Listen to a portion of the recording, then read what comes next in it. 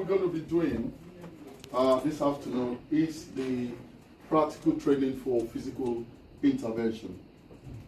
And before I start, is there anyone here?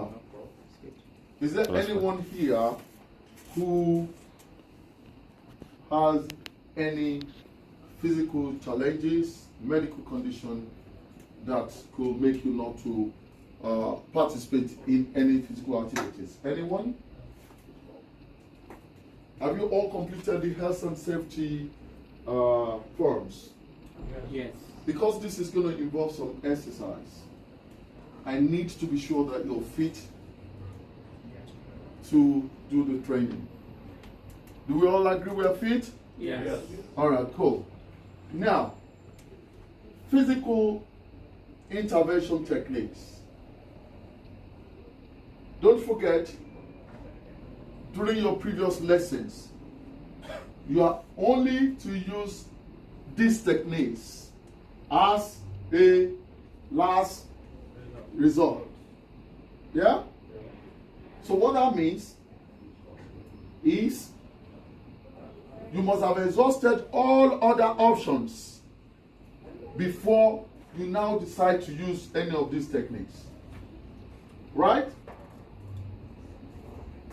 You must have exhausted your physical intervention, your conflict management techniques, which we all know, right? To de-escalate the situation. Physical intervention should not be the first thing you should do. You would have tried all other options. And if that fails, that is when you now resort to physical intervention. However, you will need to be able to justify that you have exhausted all those options, other options. Your action should be reasonable. Yes? Should be able to justify it. Your force that you're going to use has to be a low-level force and has to be a minimum force. Right? It must be necessary. Right? Because if you use any of these because it involves force, if anything happens to the subject and they decide to take you off, legally make a claim, they will ask you in the law court, what have you done? What options have you taken before resulting into that? And that is why SIA wants you to come to this course to refresh, for those of you who have done it before, to make sure that you are still, able to use those techniques as expected of you.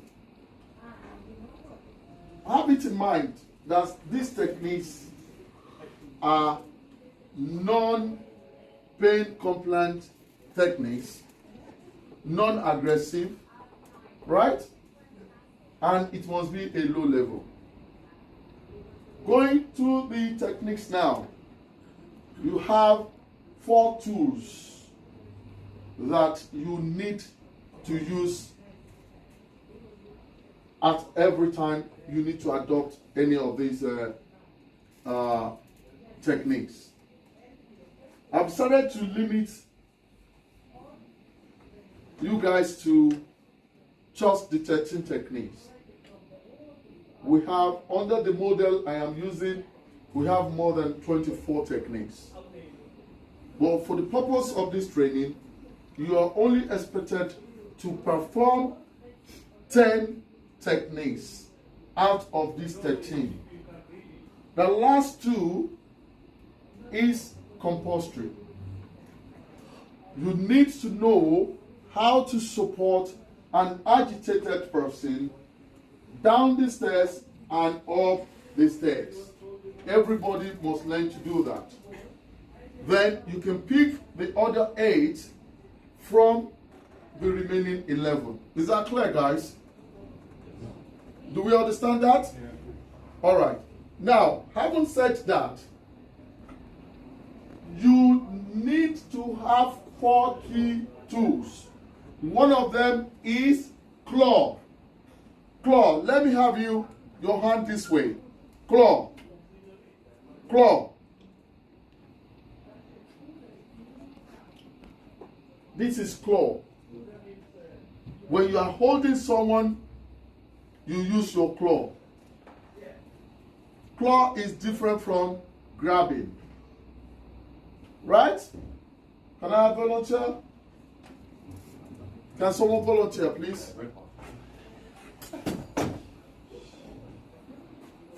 Now, this is claw. You can all see this is different from grabbing. Is that right? Yes. All right. You use your claw. The second one, thank you. The second one is triangle.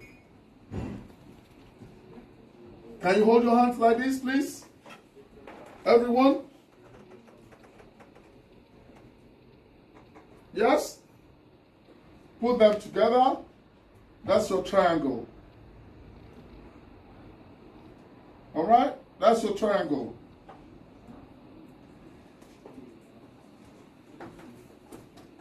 And the third one is tripod.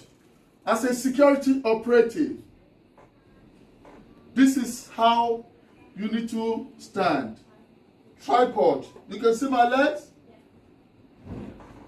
You are more stable when you stand in this manner than when you stand putting your 2 legs together. Do you all agree with me? Yes. Right?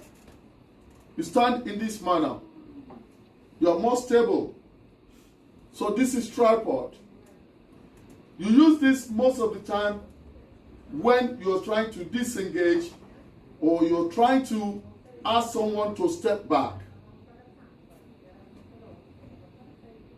The last one is fish tail. Do your hand like this. Now your thumb parallel to other fingers. Can we all see? Now down. Fish tail. Fish. Fish. Yeah? Can we see it? Can I see you do it? No, no. Can you see my hand? Yes. Yes?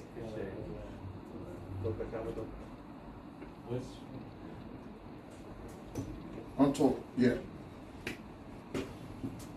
Hello? Can you see this? Can you see this? Okay. Can you see this? Yes. Grant? Yes. Yes, your thumb needs to be parallel with other fingers, right? Now, those are your 4 tools. Can I get everybody to stand up? Push your table a little bit to the front. And I need you to do some exercise. One more. Come on. One more. Come on.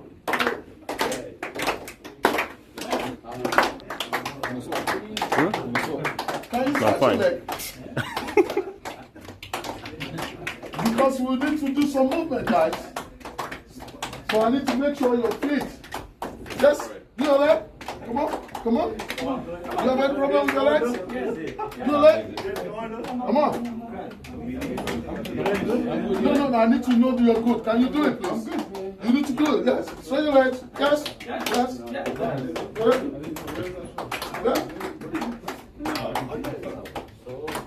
Yes. You can sit down. There's some exercise for you guys. I know it's very hot out there, but we still need to do it. Because by the time I ask you to step back and your body is rigid, and you start having cramps, I don't want that. It's because we have a large class here. If it's just about 10, 8, we're going to really do a lot of exercise. All right? Now, moving forward, the first techniques we're going to be doing is what we call finger pointing. Finger pointing. If an aggressive person comes to your door or your store or your venue, can I have somebody, Grant?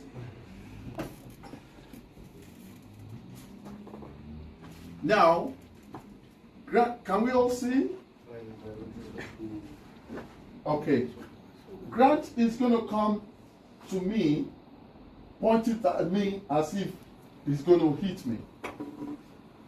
You're going to do this. You. Okay? Right? Now, he's going to do that. And when that happens, what do you need to do? No side talks, please. Because I know you guys are going to struggle to do this. Now, do that at me. Okay. Just stay there. Yes? That's not what I'm going to tell him, but I want him to stay there.